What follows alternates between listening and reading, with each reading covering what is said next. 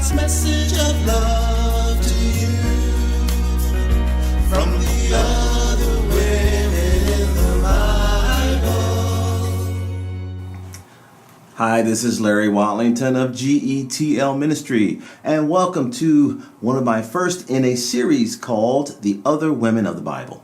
And we're going to start out with a young lady by the name of Hagar. Yes, Hagar. You see, this is, and if you want your biblical references, this is out of Genesis chapter 16, as well as Genesis chapter 21, around verses 8 through 21, as you see here. Now, Hagar, she was the Egyptian slave of Sarah. Sarah, who was Abraham's wife. At the time, she was Sarai, and he was Abram. But we're just going to call them Sarah and Abraham, just to keep it simple.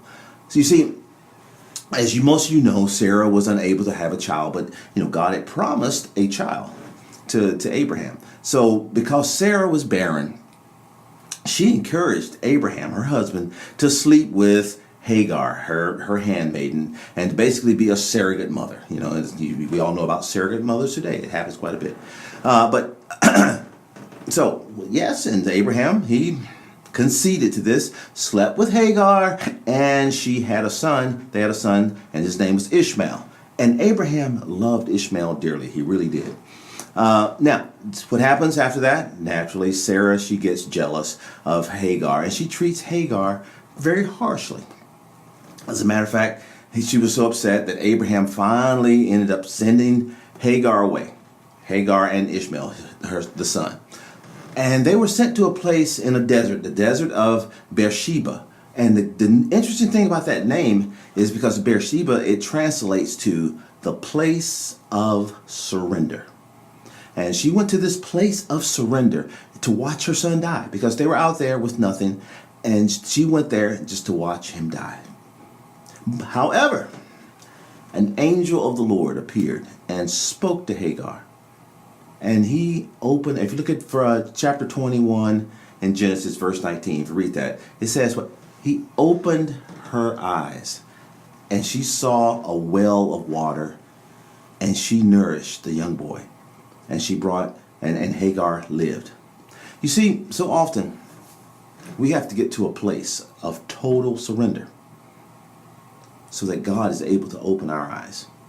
Many times, until we completely let go of all these things that we deal with, we really can't see what the things that God has for us. You see, and many times there's these spiritual wells of water right there in our midst, right there in front of us. We can't see it because we're blinded. We're blinded by pride. We're blinded by envy, blinded by lust and our own selfishness.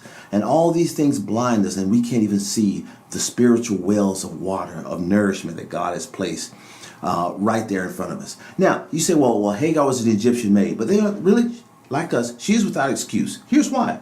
Because as a maid, she had lived there with Sarah and Abraham, and she had seen Abraham's interactions with God, and she had seen how Abram listened to the voice of God. So she was in the midst of faithfulness, because she witnessed Abraham's faithfulness.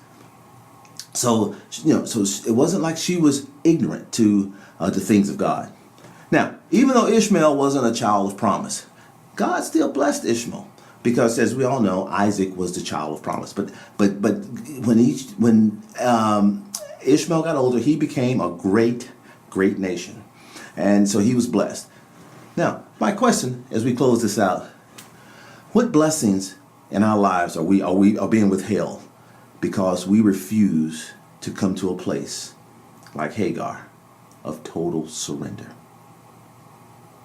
He that has an ear, let him hear what the Spirit says to the church. God's message of love to you.